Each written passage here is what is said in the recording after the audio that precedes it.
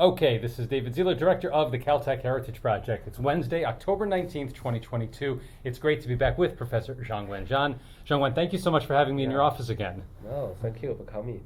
Zhongwen, today what we're going to do is go all the way back and develop your family background in China. In our first conversation, we took a terrific tour of your approach to the research, some of the main questions in the field. Now I want to learn a little bit about your family. So let's start first with your parents and even your grandparents. What region in China are they from? Yeah, so I come from a province called Anhui province in China. So it's sort of like a, Eastern China is relatively flat compared to Tibet or Western China. So there's a lot of population, but there is like one mountain area stick out in the middle, and that's where I was born. So because it's in a kind of mountain area, so transportation is relatively poor. Yeah. So it's economically, it's a very underdeveloped region in China. So I kind of grew up in the middle of the mountains there. So very close to nature. That's a good part, but very late to see the outside world. Yeah. Ethnically, what kind of where in China is your family from? What ethnicity are they within China? Han Chinese. Yeah. It's pretty much Eastern China. It's mostly, Han Chinese. What was your family's experience during World War II, if you ever heard stories? Yeah, so it's kind of interesting. Is the big cities are all in the flatter part, and whoever loses will hide in the mountains. So our mountains is sort of the hiding area of the losing party. So when the Japanese are occupying big part of China, their government at the time basically established their leftover kind of government in our little town. And then when the Communist Party is kind of trying to grow, they also take part of these mountains, and then when they win, they all kind of grow out from this mountain area, so which is quite interesting. Yeah. What about the Civil War in 1949? Yeah, so that's as I said, it's kind of in the second part. Yeah. So so whoever is kind of weaker at the time, who cannot control the big cities, will be try to establish themselves in these mountain areas to hide away from their armies on the plains. Yeah. So it's a pretty difficult time. Hear a lot of stories about the people starving, kind of try to run to different places to hide from the Japanese army, and also when the Civil War happens, even neighboring towns could be completely different part, like one for the Kuomintang, one for the Communist Party.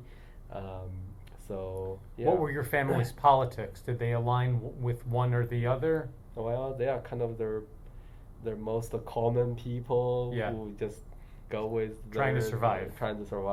Yeah. What were your parents' professions?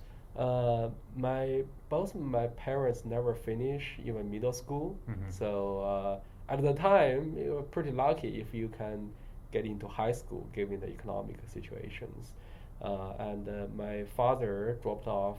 Both of them dropped off from middle school, and my father became a carpenter, just learn as an apprentice with another carpenter for a few years, and then pick up that as a profession. My mom has always been a housewife, and working just to help my daddy in the job. And where you grew up, was it an apartment, a house, a farm? What did it look like? It's like a tiny village in the deep mountains. The closest elementary school is like 2 hours hike in the mountains. Elementary school? Yeah, the middle school will be like you have to walk for the entire day to get there. Even the elementary school was in a, like if you're thinking about a steep mountain areas, people would try to use any flat space you can find to grow a farm. Okay, so everyone is kind of separated in different valleys in the big mountains. And that one valley will only feed like 2-3 families. So that's one village. So the village I'm growing up with is there are basically 3 families there.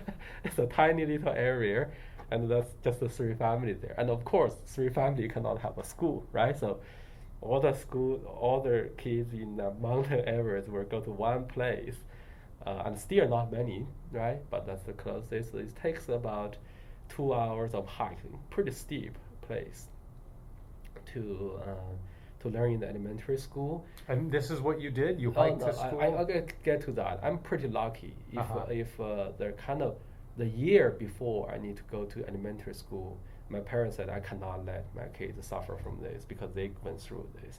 And then we moved to a different place, a little close by, but I only need to walk much shorter distance in the flatter part. But my parents both all went through this, right? Like they need to get up like 5 a.m. when it's still dark. They basically carry a torch, and they climb down the mountain to go to the elementary school. And the elementary school only have like 10-20 kids in total. So there's one teacher, no matter which grade they are, they're all in one classroom. So they teach one for an hour and teach the next few for the next hour, and so on. So they went through that, and then they still finish their kind of elementary school and then part of their middle school. And their thing is that they need to do the work for the family too, right? So every morning they what do they do? They can sell eggs, and they can sell firewood. So even though they're still elementary school, they need to carry those on their way to school so they can sell them and then go to school and then bring the money home, right? So it was very hard. They feel like they don't want me to do that. So, and then my father has been doing his carpentry kind of, it's not really a shop. He actually have all the things in 2 boxes. Okay. All the tools in 2 boxes. And he will carry them and walk around different villages and say, do you need something? A handyman. Yeah. And then you just, if they need something, I don't know why. That's not what you need. Hey, how about you're busy. meeting Sorry. right now? Okay, Alan, come on. All right. Okay. It was just a quick question to see if you could Yeah. talk like you did similarly when Caltech was visiting again, but we'll talk later. Okay, we can talk later. Okay, thanks. Yeah. Okay. So he has been doing that like from different ways. If they have something they want him to make for them, he will stay there for a day or 2, make it for them, and then went to the next village. So he accumulated a little bit of money by doing that. So he decided that we have to move away from this area. So I moved to a nearby, which is a slightly bigger village. So you have more people. There is a bigger road. So schools are closer by. So I moved there. Basically, Do you think your parents had ambitions for you, at least to do more than they were able to do? Yeah, absolutely. In China, it's kind of a strange thing. Even in a really poor place, like where my family lived, they put their education almost as the highest priority. Yeah. It's like there is nothing more important than education. It's whatever they can afford, they will do it, right? So they basically, because of that, they moved to their nearby kind of street, a different street, so that I can walk to school. Now, was this the same school that they went to? No, it's a different. It'll be bigger, better teachers, and clearly that make a huge difference compared to the old schools. Yeah, of course, those old schools eventually disappeared, right? Like the government also realized this is not something fair to a lot of people, so they slowly kind of move people out from the mountains, so put them into the same place so they can build more infrastructures. Now, if even just the last time I went back to China was already 2015, and I went back to the village because my grandparents were still living there at the time. They don't want to move. Like everyone left, but they refused to leave. So it's kind of a few people still living there. Like things are collapsing, no one's maintaining things. So people all moved out. So it's much better now for kids. So they have places. But that's where I was born. I stayed there for 3 years until I moved to closer to elementary school. What was the name of the town when you moved? Where was that? It's just called the Little River. It's literally next to a little river. It's the Little River Street, and the other one is also interesting. Is what is called? The date, right? Like Yeah. it's called the Date Valley because maybe in that part there were some dates. So that's the name of the little village. Once I moved down, so basically the year after I moved down, I went to elementary school. So it was very early. So basically we live on a road now, like all the kids that go to school need to pass by my front door. So, and then my little brother was still very young, 3 years older than me, so cannot play together. So I was like watching all these kids passing by our front door, looks very happy both in the morning and the afternoon. I was like, what is this? And and of course in the countryside of China, usually you don't go to school until you're like 7 or 8, right? Because you need to walk pretty far away to get to there. So they usually go very late, but I was very bored, and I see all these kids are doing something fun, and I really want to go. And then I went to school very, very early, like 4.5 years old. I was in their kindergarten. And did you stay in that town for middle school, or did you move again? My family basically lived there until I went to college. Yeah, so that's lived there for a pretty long time. There's only one middle school in a much bigger area. So that's the only place I can go. There's no other choice. And then I went to high school, and there is only like 2 or 3 high school in the entire so-called county. And there's not many choices either, so I went to the only one I was supposed to go. It's one of the better ones because I scored very high in some of the entrance exams, so I went to the good one. But there are, again, not many choices. It's very different from here, right? Like, Right. just this past year, like we were debating in the family about where should I send my daughter to elementary school. All these choices of a public school, private school, so many choices in Pasadena. I was like, there's no choice.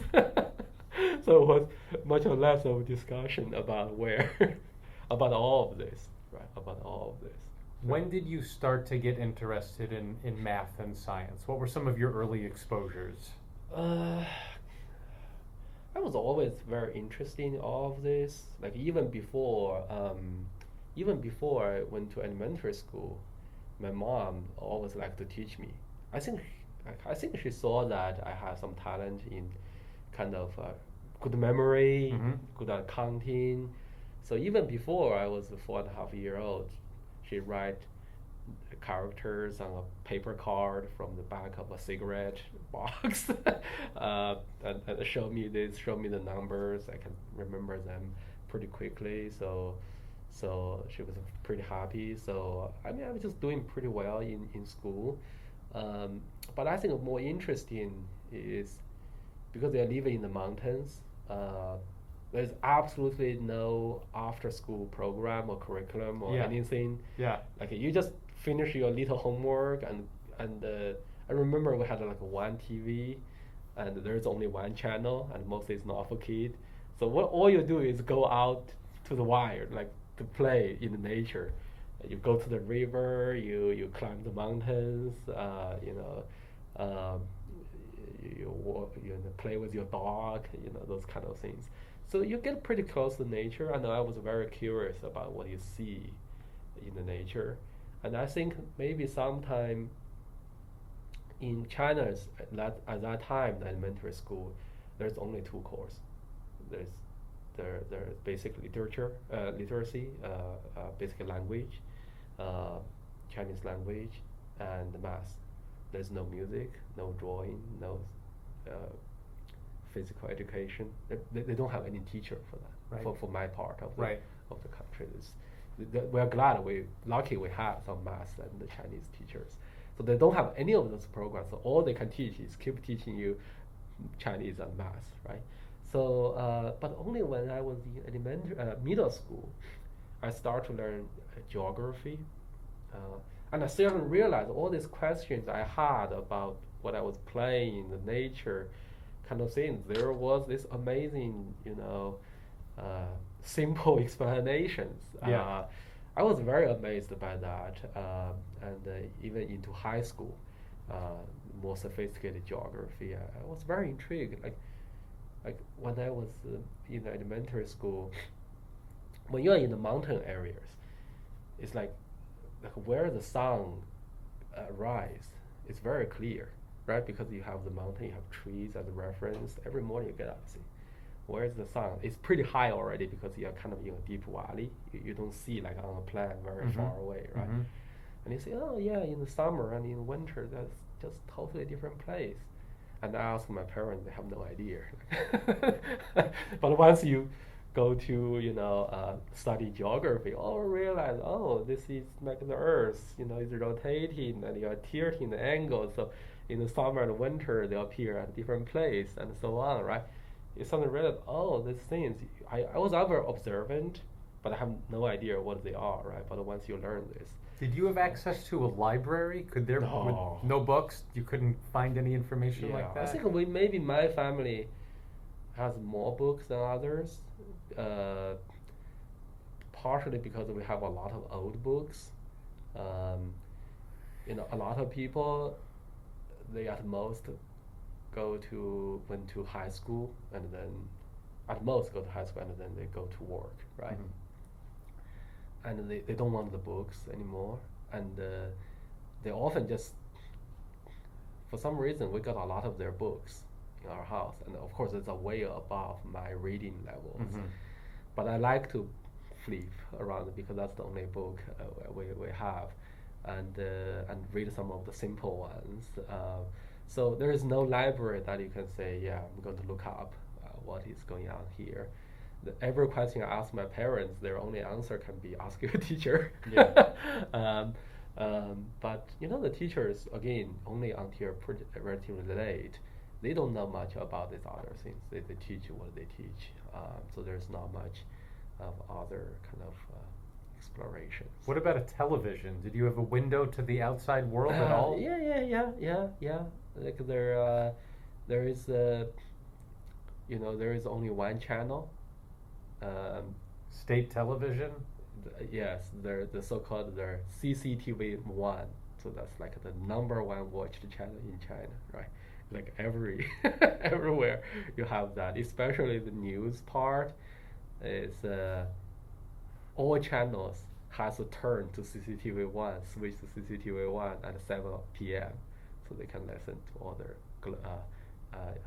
nationwide news.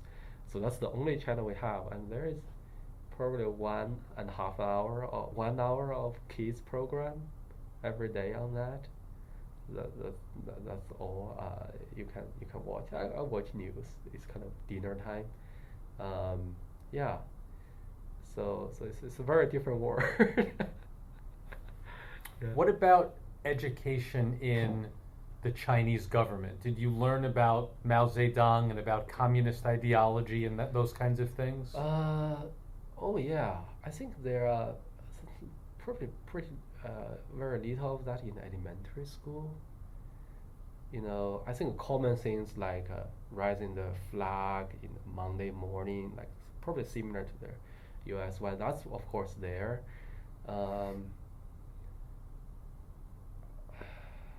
I think I was born in 1987, so I went to school in the 1990s. It's not nearly as much as in my parents' age. Sure. Right. So this is the opening up period. So my parents are the first generation that you're born as a farmer, you're a farmer, right? Your parents are farmer, you're a farmer. Like there's no change, all right? They are the first generation because of the opening up of the country. They go from being a farmer and a carpentry to do some small business, right? So they are the kind of the first generation.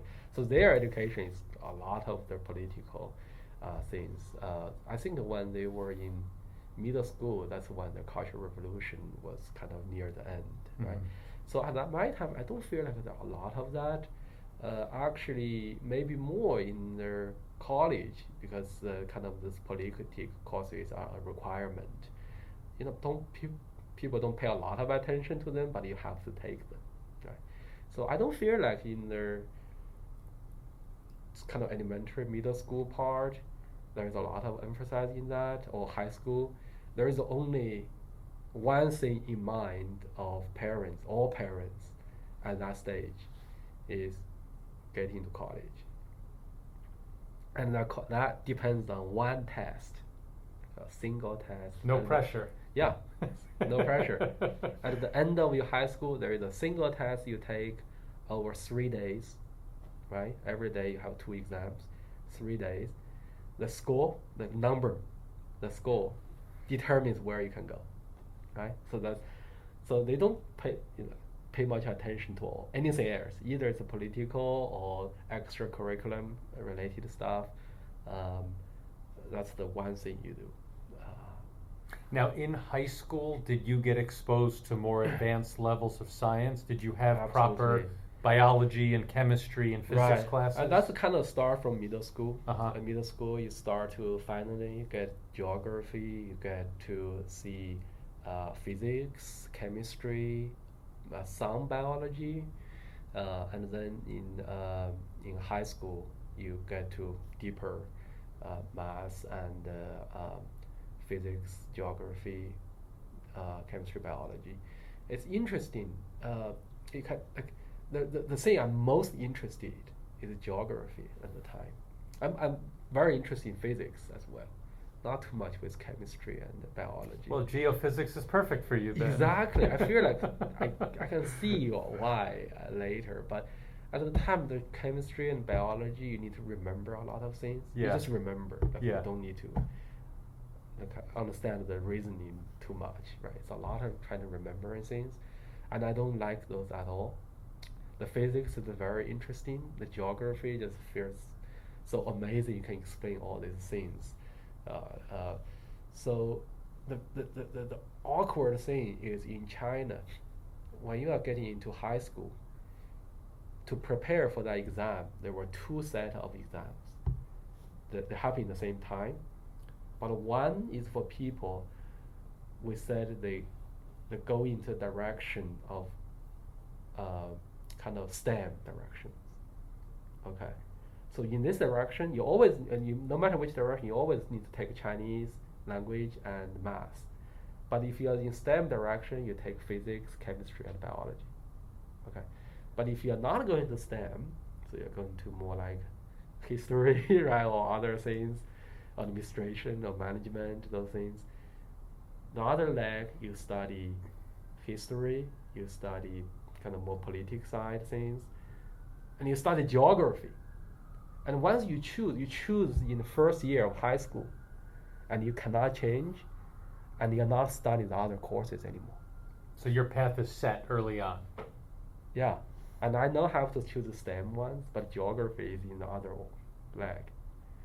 Like they don't. Why teach. would geography be in the I other know. one? I have no idea. Because I guess they feel like the geography Like is political boundaries? Yeah, it's also kind of more related to city planning, Right. Those kind of things. So they don't think of it as understanding the physics behind all these processes, right? It's sort of like, yeah, like if you want to build a city, you need to understand how the river flows, those kind of things. So I actually don't get to spend a lot of time on geography, but whenever the class is still taught, I was very interested in it. I don't get to study deep into it, and you don't get to, they don't even give you homework on those things because you're not taking exams on them in the future. So they don't really just come to entertain you for a class. So maybe that's good. I just, didn't ever lose interest in that because it's just fun. You don't need to study for the exam. yeah, so that's when I feel like the physics was really great, but I was very interested in the geography. Yeah, so that's when you sort of get the initial exposure kind of in middle school, the second year middle school, and then really get interested in those things in high school. Now, in high school, in the way that you said in elementary school, there wasn't any of that extra No. education, like No. physical education, things like that. Right. By the time you got to high school, did you have more Yeah, opportunities? you can do more. You can do more. Even at middle school, you can do more. You do more running. You do some sports. Table tennis is the most popular thing because you just need a simple facilities, right? There's no swimming pool, but there's a river nearby, so we swim in the river. And there's some soccer, basketball. Yeah, that's getting. Once you move into higher and higher levels, there are more and more resources, kind of more concentrated in these a few schools. So it's getting better. Yeah. You must have done very well on this test. Yeah, I mean, the test seems to, not, too hard for me. I studied pretty hard. I was never the top student, though. Yeah, there are people smarter than me and study harder than me for the entire time studying. But how many of them became Caltech professors? That's actually one interesting thing. I feel like a lot of this, trying to be number one kind of thing. It's a very popular thing in China. Competitiveness. Very competitiveness. Yeah, very competitive. I feel like it's a bad measure of what you can do or how much passion you can put into something, right? To me, it's always finding what you are really passionate about is going to determine the final outcome. And being number one in courses, in study. So what did this test, the score on the test, what opportunities did it open up for you? As you said, the test determines everything. So what schools were available to you and what schools might have been out of your reach? For me, it's a bit strange. For me, it's kind of weird. Because as I said, I went to school really early because there's nothing else for me to do. Yeah. And I just want to go.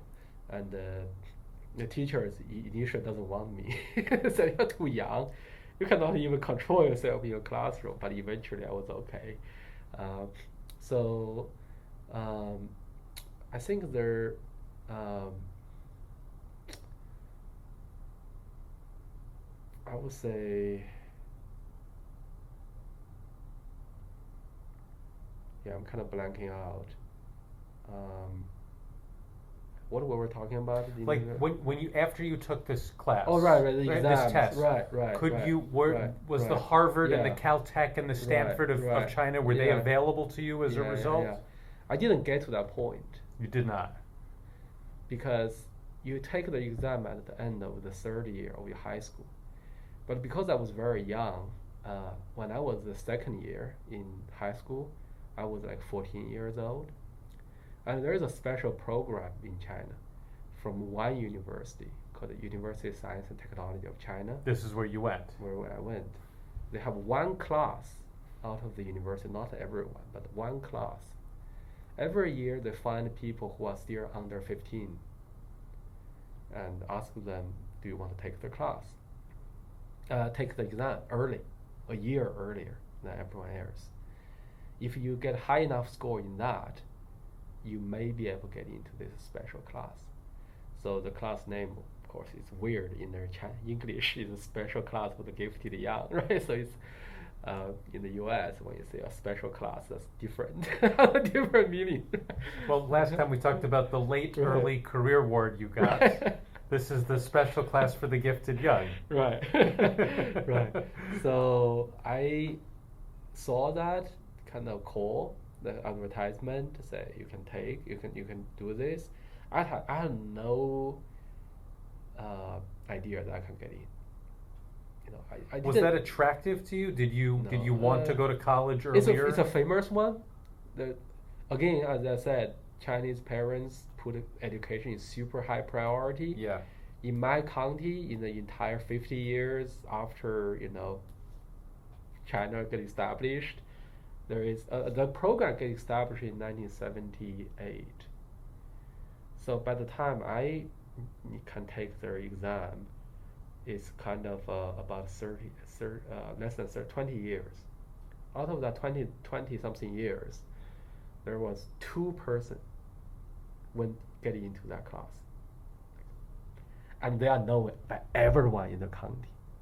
Like I mean, by hundreds, thousands of people, everyone knows those 2 kids who went into this, because every parents are paying attention to this kind of thing all the time. So I heard about them. I heard about this class. I have no confidence I can get in, because I as I said, I wasn't particularly near the top of the class. I don't study very hard at the time for the exams, because we know there is a 30 year there. But I know that if you want to succeed in the final exam, it would be great if you can do a practice exam, and it's real, right? What's better than like a real exam as a practice? And it's pretty cheap to register to do that. So no other my classmates are allowed to do this practice exam. Only I can do it because I'm young enough to register for this. So I said I'm going to just try it, not try to get in, but as a practice, so I can know what the real exam is like, right? And then so when all my kind of classmates went for summer vacation, that's kind of right before the exam, I basically go to audit in the 3rd grade in the high school. I go to sit in their class to see how they are preparing it, and so I can do practice with them together. So I was the kind of the only person in my dorm. so actually, except in my elementary school, from my middle school, I have always been living in schools. So I was not with my parents. So I started to live by myself in dormitories when I was a 10-year-old. So ever since then, actually, it's only the vacations, summer and winter breaks, I went back home. So I wasn't like even the weekends you stayed in the dormitories. Weekend like 1 day at home. Yeah. Yeah, just went home to get some food. There's no, strangely, in middle school 3 years, there is no cafeteria. It's like everyone bring your bucket of food. For the week? For the week. Right. Wow. It's cold. Sure. It's cold, totally cold. And that's the only thing you get. You like eat for the entire week. It's not very healthy food for teenagers. It's terrible food for teenagers. But I've been living like that for the entire. So when it's coming to the last year of my high school, it's like I'm by myself in my dormitory, and I'm sitting in the classroom for the more senior students, and so there's no pressure. That's great. All my classmates went through huge pressure. As you said, single exam determines everything. Yeah. So they went through huge pressure in the year after, but I had no pressure at all. So I did the exam. I went back home, enjoyed my summertime, and then once it's come to September, it's the school year start. I realized I haven't done any of my homeworks for the entire summer. I said, today I'm going to start work hard to finish all my homework, and I receive a call. I don't remember it's a letter or a call. They said, you are selected to go to the 2nd round of exam. So I don't do any homework. So like now this is becoming real. And then they did another round of test, and it's very different from the first round. The first round is the kind of exams, it's typical of China, is like just very strict, very layout problems, and you have done similar problems 100 times before. You have been preparing this for the last 9 years. You know exactly how to do them. You just need to know how to do it. And this other exam, we spend a week there, and none of them is about what you have learned and remembered. It's a very creative kind of exam. So again, there is 75 people getting into that exam, and they're going to select 50. I barely get into the 75, and I barely get into the 50. So, But you did. But I did. So I basically only spent 2 years in high school, and then went into this program. Was that exciting to you to It's start very college exciting. early? It is very exciting. It is very exciting. It's again, USTC is one of the top school. They often call it the Caltech of China. Oh, really? Yeah, yeah, because Is it small, like not the MIT of China? exactly. Uh-huh. Yeah. So it only have 30,000 people. And by Chinese standards, It's that's tiny. Right. Okay, that's one of the smallest ones, right? So didn't realize that's still 10 times bigger than Caltech. Where is it located? It's still in Anhui. Uh-huh. It's still in the same province. So it was a university in the capital, Beijing, but during the Cultural Revolution, all universities get kicked out of Beijing and go to the poorest places, to help the local development. And most university was able to get back to their big cities, and the USDC never got back, so get stuck in this country. But I was very happy. It's close. It's a famous. It's a very good university. The program was very famous. It's so famous that we often think this program is the university, and the university is this program. No, it's so. You're talking about the special class for yeah, the gifted yeah. young. People don't know about all this other Yeah. 30,000 people. They think this university is for these 50 people every year. It's that kind of. Did it attract students from all over China? Yeah. It pretty much it's pretty even distribution, proportional to the population, I suppose. So it's still less from, Western provinces where less people, but in general it's pretty uniform. Did your parents support this? You going to college so young? They were really excited, very proud. Right? Yeah. Yeah. As I said, before me there were 2 people. Right. Who knows about that? So they're really happy that I got in, and so we're all very excited. Yeah, everyone is very excited. Even the county, my high school was so proud. They have big banners on the street. Wow. They said, we have someone getting into this class, getting into this program.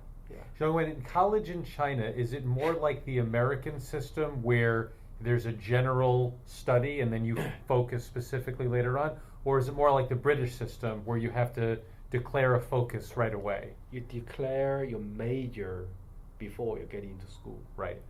You have to specify exactly which program you need to get in, right?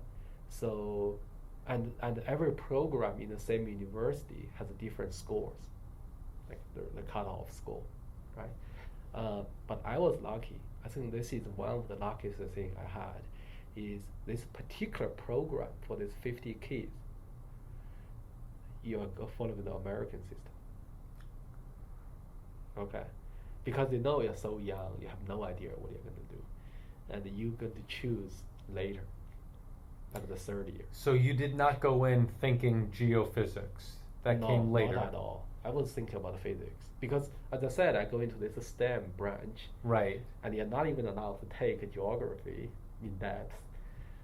So I was just eyeing on physics, and the physics is something USDC is very famous for too. Uh-huh. Very strong program there. So I was definitely looking at physics for the major. But because of this special treatment of this class, no other students in the school at the time are allowed to change major. I think if maybe by the time, kind of in the last few years, maybe by the end of my stay there, they start to relax a little bit. Like if you are the top student in your major, if you want to switch, there is opportunity for you to switch, but still limited, like a very small number of people. But in this school, in this program, you are taking broad classes and you can choose whatever you want later. But again, USTC is a STEM-focused school, university. It's all about math, physics, computer science, biology, and engineering. There's nothing else. There is one English department. It's called scientific writing. So it's only doing and the scientific history actually they had a scientific science history program. Oh, there. wow. Yeah. But that's the only two things they do for their kind of more on their non-STEM side of things. So in this class, because they have high hopes for this, in this 50Ks, they brought teachers all over the campus to teach us the best of all divisions, all departments. So you learn the math as if you're a math student. You learn the physics as if you're a physics student. So the requirement is very high in the first 2 years. So for example, if you are in a physics major in the beginning, you learn a lot of math physics, but you don't need to learn as much about, say, computer science related things. This is more even the maths have different levels, like 1, 2, 3. So you don't need to learn the number level 1. You just need to learn the level 2. But in this special program, you have to learn the hardest one of all departments. So it's a pretty high bar there in the first year. Everyone suffers because of that. But you got to choose. You got to know what each department is like. You take some introductory class each one of them, and there is more research opportunities in this one too. So that's very much like our SURF program. In the summer, you get to do some research as volunteers in some labs, and you get to try different things. So that is really critical for me to choose eventually geophysics as my major. Growing up, did you experience any earthquakes? Did you think about Absolutely earthquakes? No. My first earthquake earthquake I feared was 2000. Let's see. It's the Wenchuan earthquake. So that's 2007. Yeah, 2008. 2008. At the time, I'm already in my second year of my master degree. Yeah. Study there, and I already have been. I already got my offer to Caltech at the time, so that was actually I didn't even fear that one. People around me, I was walking on the road. People around me feared, I didn't. So my first earthquake fear was actually in California. Yeah. So after I joined Caltech, yeah. How did you come to focus on geophysics from physics? Was it a class, a professor? Very slowly. Yeah. I wandered around a lot. So I was initially in my first 2 years, as I said, I was looking at physics. I went to physics labs, do some volunteering work, do some simple projects. Particular projects are very boring. A lot of simple programming for some educational module in the physics classes. I was not very excited about that. I was also talking to people who do more theoretical stuff, but it's just hard to sort of get a grasp of what the research is going to be. So some people just naturally say, yeah, equations, abstract things, they're totally into it. I'm more into things that I can see or you can kind of feel, right? So after trying some of those, I happens to be in a intro to geoscience class. Okay, it's talk about everything in geoscience, sort of like our G1 class, and that was great. That was excellent. I really loved all of it. It reminds me all the geographic things, but now with all this physics, chemistry, and biology kind of integrated in this question, I really like that. That professor is an environmental scientist. He studies the poop of penguins in Antarctica. He's one of the first Chinese geoscientists who published a paper on Nature, because he count their chemistry of penguin poops and reconstructed temperature variation in Antarctica over a long time. So he's a star professor. I know I was so amazed by the class. I said, I want to do environmental science. I went to talk to him, say, is there a research opportunity? And he asked me what I know how to do, right? I said, I'm kind of interested in physics, and I really hate chemistry, biology. Too much memorization. And he said his lab is basically chemistry and biology, right? If you look at this kind of environmental issues. So I said, no, you're not, you're probably not a good fit in my lab. And I think he made the right call. Otherwise, it may be pretty miserable few years for me. You need to do experiment. I have no idea how to do those chemistry experiments.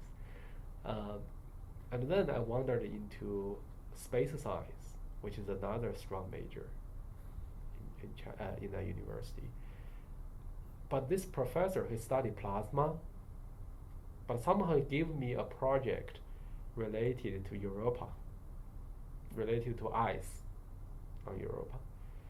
He said, take a look at some of these papers, and we will discuss. And then when I look at it, I still remember it's about, on Europa, the ice have big cracks. And then on the side of the crack, you get an ice mountain because the crack actually squeeze back and forth and pump some water to top, so it's literally ice mountain. And the ice mountain actually bend the ice down, the ice layer down. And you can measure that bend, and then you can estimate how thick the ice is. I thought, oh, that's really, really smart. And as a kind of second year undergraduate student, I said, maybe there can be some improvement because maybe if you have a crack, the temperature in the ice would be different, and if the temperature is different, the kind of rigid part or elastic part of the ice will be not uniform, so their assumption may be not correct. Maybe I can do something there. And the professor was very excited. So, oh yeah, that's a great idea. So then I learned how to do some programming or finite difference modeling of the temperature. Eventually we got a paper published. That was pretty rare for undergraduate study in China. And it was actually a top journal in China. It's all written in Chinese, but it's one of the top journals. So he was very excited. He wants me to stay, to keep working in space science. But I start to feel like this kind of solid Earth part of it is kind of more interesting. So I was kind of hesitating exactly what to do. This kind of getting to the end of the third year. I need to decide if I stay as a graduate student, I come to US. USDC is called the US Training Center. So USTC. Oh, wow. Because more than half our students come to US. Yeah. So it's the popular thing. Yeah. And I wasn't sure what I want to do because this is space science study. That still doesn't feel like something I want to do for my life. And that's at end of 2004. And then the 2004 Sumatra earthquake happened, magnitude 9.2. It's the biggest earthquake in tens of years. And it killed at least something like 270,000 people in Indonesia and India and Sri Lanka, those areas, because of the huge tsunami in the entire Indian Ocean. And it was on the news every day. And I wasn't studying that at all. I didn't study geophysics at the time. But our university just hired a new professor. His name is Sidao Ni, so Professor Ni. He was a student of Dan Hamburger, whose office was here. Is this the first you thought about Caltech and the Seismo Lab? Had you heard about it at this point? I never heard about, not too. I have seismology class. I know about Seismo Lab. It's, in the textbooks, right? So famous for many things. And but I have not decided taking seismology as my major at all. Okay. And so he's a new professor. He just published a Nature paper on estimate the size of the earthquake. Because it's the largest earthquake in tens of years, people kind of forget how to estimate the magnitude of the earthquake. Initially, it was said to be a magnitude 8 point something earthquake. That would be tens of times smaller than what it actually is. But he figured out a way within a few days. It was actually much bigger than we thought. And the paper got published on Nature, and people start to realize it is much bigger. So he was just returning as a professor, and he gave like a general public lecture for all students. Okay, so the classroom is totally packed with people interested in this, and he came to give a talk about this earthquake, about seismology and this earthquake. I was totally intrigued by that. So I stayed on to discuss with him further about some of the questions. And this was the first time you got really excited about something yeah, academic. Yeah, like amazing that by looking at all these seismograms, thousands of kilometers away from the earthquake, you measure the true size of the events and why it had such a humongous impact, right? And that was just amazing, right? It's like not seeing but listening to the vibrations of the earth. And it was a great talk too. It was a great talk because he knows that most students don't know about seismology. So started very interesting, citing some ancient Chinese books that describe the earthquakes and how it's related to the modern seismology, and eventually how it's being used in this kind of big earthquake study. It was an amazing talk. So I was totally intrigued, and I said I want to do a undergraduate thesis on this topic. That was it. You were in. Yeah, I mean, I was just chatting with him a few times maybe, and then he said, okay, yeah, he's just new. He's new, right? He had no group member. Like he's just inherited a few graduate students from other professors, but I was one of the first undergraduate students showed interest. So he immediately took me in. He's also from this special class. Oh. So he knows that this class produced good students, so he immediately took me in. And did he tell you about Don Helmberger and No, the Seismo Lab? Did no, you no, didn't talk like that? No, I mean, I guess in chit chat we talk about this. He talk about things happening here. Of course, his style is very much trained here. Yeah. It's just the way he does research. But really interestingly, I was like there to study earthquakes, right? And he just gave me a project that is on the noise. It's like on the seismogram you have the earthquakes. He wanted me to study the noise. That's what you give the undergraduate. Yeah.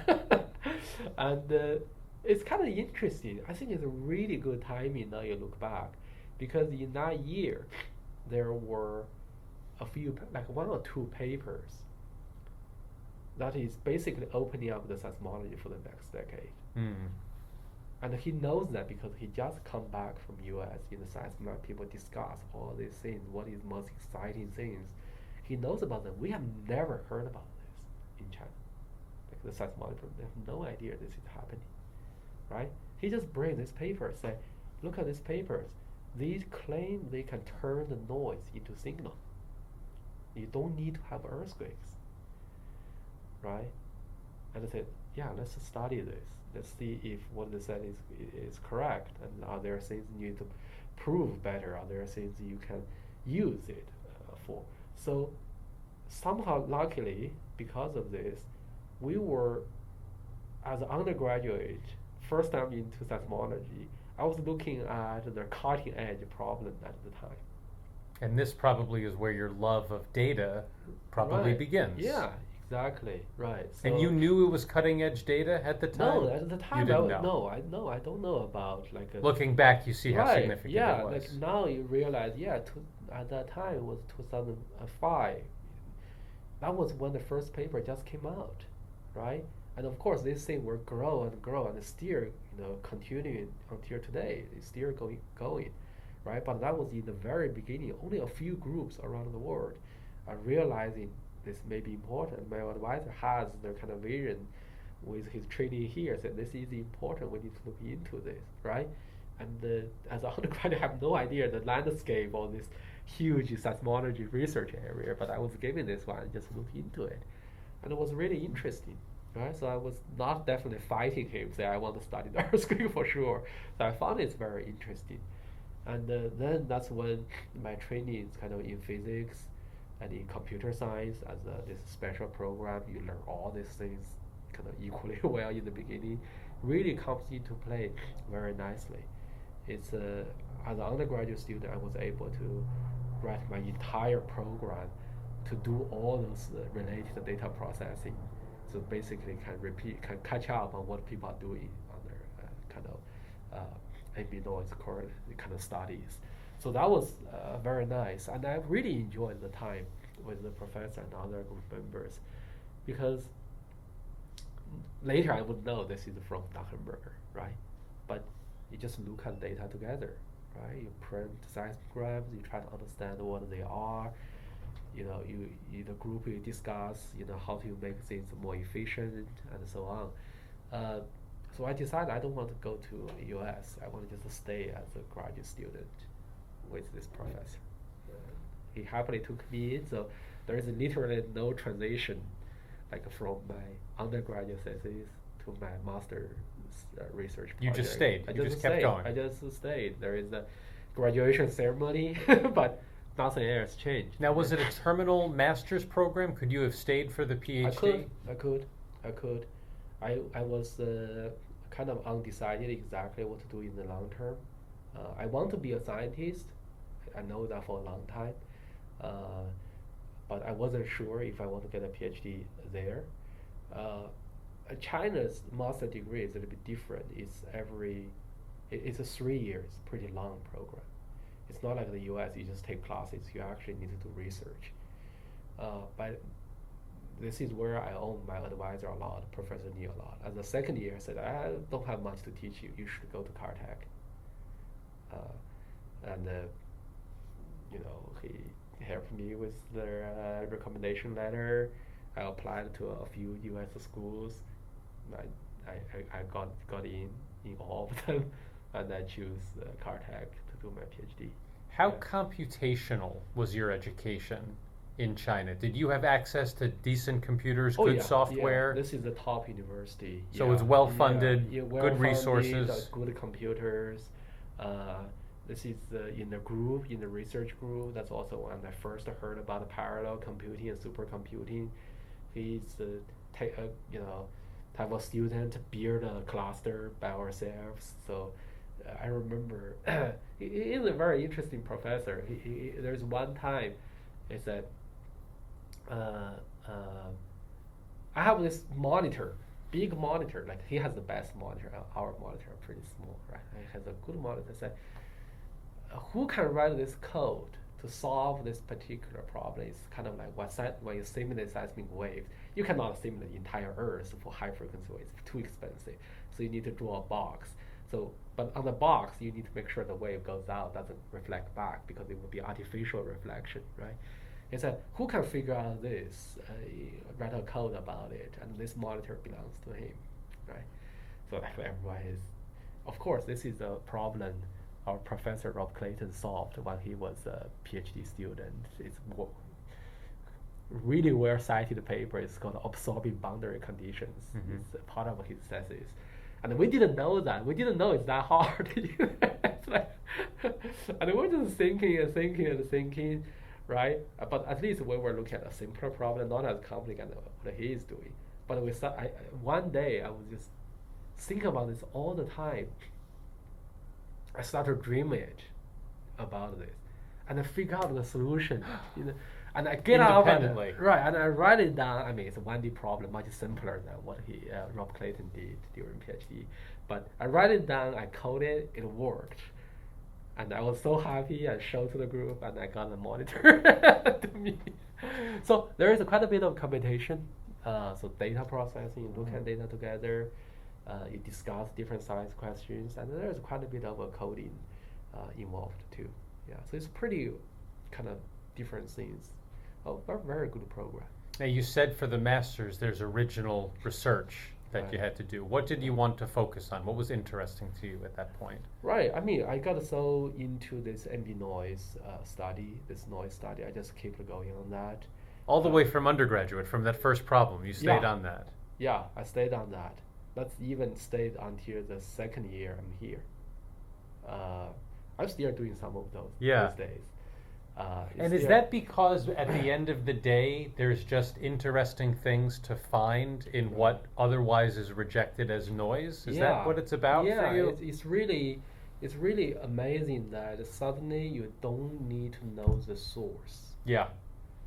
right? It has always been about, what's the time now? Just make We're sure. good. We're Okay, good. We okay. have 20 minutes. The idea that you want to look inside the Earth, and once in a while the light will be turned on. That's an earthquake, right? You send waves through it, and you're just taking the opportunity to look all those things inside, right? And suddenly this totally changed the paradigm. It's just that you don't need that, right? You just need to look at all these random things propagating around the Earth, and if you have long enough record, enough sensors, you can get the information out just by doing that. And in the very beginning, there's so many questions. Why did this work? Right? Theoretical questions like that. And what is the best way to do it to get the maximum amount of information out of it? Right? So my master degree at the time is like everyone at the time start to report, yeah, we tried here, we tried here. You get all these beautiful surface waves between the sensors. So basically the idea is if you have 2 points, you are mirroring the Earth's random vibration. That's essentially generated by noise everywhere on Earth. A lot of it is wind, a lot of it is ocean, and so on. Okay, and of course the noise just looks completely random, but there is a very small fraction of the noise that has been propagated to one sensor and then continue to propagate detected by the other sensor. And that's what you're looking for. Yes, and that is the only part out of the two noise that has any coherency, any relation, right? Which tells you what? When you tells identify you, that. Right, which tells you the extra lag it traveled between the two sensors. Imagine you have two, there is a source probably to one and then to another. They are related, but this one sampled an extra lag between the two sensors. If you can extract this information, you are mirroring this extra lag there. That's telling you the structure in between, right? So this is as if you turn this sensor, the one of the sensor, as a source, and mirror the response as if it's propagated from that sensor to the next sensor. So that's great. But all these people doing this and say, look at this beautiful surface wave, because the seismic wave propagating from one to another, there is so-called a P wave, and there is S wave, right, propagating deep into the Earth and come back. There is also the surface waves, like what you see on the ocean surface. It just propagated very close to the surface. It's the biggest wave, so it's the easiest to see. It gives you useful information, but only near the top. The body waves, the P and S wave, goes down deep, tells you something deeper, but they're much weaker. So my first question when I see this is, I want to know whether we can see the body waves, this other phase. And I don't want to do routine observation of this surface wave. I do some of those just to learn how it works. And I want to know what is this deeper, can we get them? And if we cannot, in most cases, people don't see them. Why? Is that because the way we're processing it, or it's really you cannot see it? So I really, because I have my own code starting from last year of undergrad, I just tried many things. I'd love to look at data so I know where to look for this kind of potential signals. And I was very lucky. I found a few cases where you have super clear body waves coming all the way from 30 kilometers down, reflected to the surface. So that was one of the first paper in the entire field to say we actually can see body waves. And where was this data coming from that you were working with? Was it Yeah. worldwide? It's a networks? worldwide. Yeah, it's a worldwide network. At the time, there is already this consortium. It's again led by U.S. universities. It's called IRIS. So the all data, at least the public data, all get assembled in this one place. So everyone, anywhere in the world, you can download them to process them. So I would just look at different places and find such examples. So that was kind of to a master student was interesting finding. Did you publish this work? Yeah, we published it. But until arrive at Caltech, because there are so many interesting things, we just keep adding to it. Yeah. And then we eventually publish it after a year after I come to Caltech. What did that resolve, its significance for the field? What did you add up until that point as a master student? Yeah, I mean, really as to show people it is possible to do it. Yeah. right? We still don't understand why. It's a We proof spend- of concept. Yeah, We can it's a- do this. Yeah, we can do it. No one before us showed that you can do this. What most people say, yeah, you're just going to get surface wave from this problem, just focus on the surface waves. But our paper was at least one of the first, probably the first to say, yes, in these cases, we see very robust body waves, and then we have ways to verify they are body waves, not something else. Right? And then we have reasons to explain why in these cases it kind of makes sense. It's stronger here, so that you may expect this for other places around the world. Maybe in other places it's going to be hard. So of course I definitely write about this in my application to U.S. graduate schools, and I think that played a big part. And your advisor, he could have kept you. It was very generous of him to say you'll be Yeah. best served going to the Yeah, United States. Absolutely, yeah. It's actually very common for in China people try to keep a student Yeah. for a very long time. Yeah. But he is very very supportive that he said you should go to Caltech. How was your English when you were thinking about coming to the United States? Did you have formal classes? Did you take English classes? Yeah, USTC, I said U.S. Training Center Right. for students take Right. a lot of English Right. class. And of course, you study hard about it for the GRE test, Mhm. the TOEFL test. That is a kind of requirement at the time. So you have to take them. Still, when you come to US, it's not that easy. It's You're very not speaking different. every day. Yeah, Right. exactly. But it was okay. All those my professor and other professors, Professor Nee's kind of even before him, all those people talk to me and say, "Yeah, you will be fine. Your English is much better than we arrived at US." Were any of your classes or textbooks in English at No. USTC? All Mandarin. All Mandarin, yeah, all Chinese, yeah. But again, our school has a lot of connections with U.S. universities, including Caltech. Professor Ni was not the first Chinese student Dang has. Dang has students since the 1970s, and a continuous stream of Chinese students in his group. So, and more than half of them are from USTC. Oh wow. So I would say Dang made a tremendous impact to Chinese seismology. Yeah. He's a student. In the early days, they never went back to China. The difference is too big. Right. Yeah, they all stayed in the U.S. Many as professors.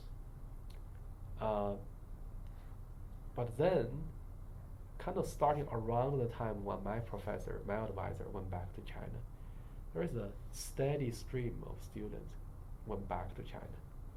And later, some of the more senior established Chinese professors in the U.S., they also went back to China.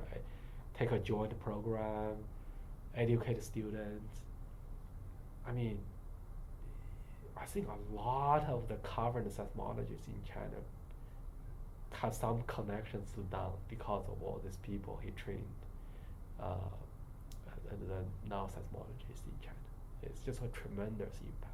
What advice did Professor Ni give about where to apply in the United States? You applied more than Caltech. I applied 4 places. They all have top seismology programs.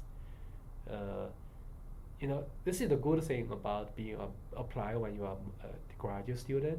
You actually are doing research, you're reading papers every day.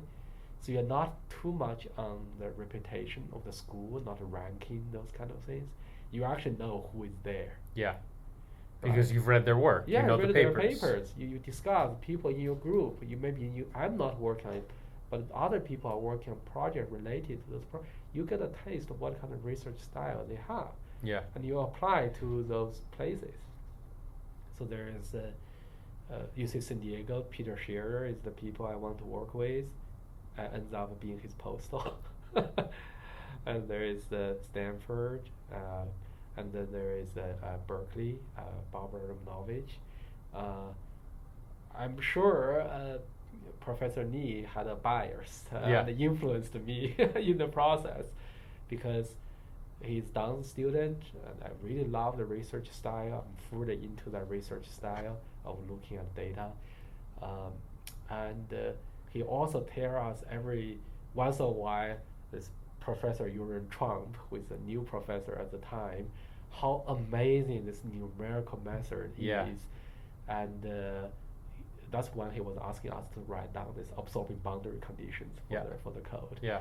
So he's teaching us how to do this kind of things, and this is totally the future of seismic wave simulation, the numerical seismology. So we got training on both ends. And when I applied, I said, I want to work with Dan and Zierler Trump. Yeah. I want to combine this old style of seismology, of seismometer reading with the new numerical tools. And when I got the offer, it's Easy decision for you. So exciting. It's not easy, but it's very exciting. Got the job offer around the Chinese New Year. Was still at home. As I said, it's in the poor countryside. Most other part of the country has good internet already at the time, 2008. 2008. We still only can do it over the phone. Have like this very modem. slow, Yeah. 48 KB per second. Like I need to wait for the email to show up on my screen very slowly.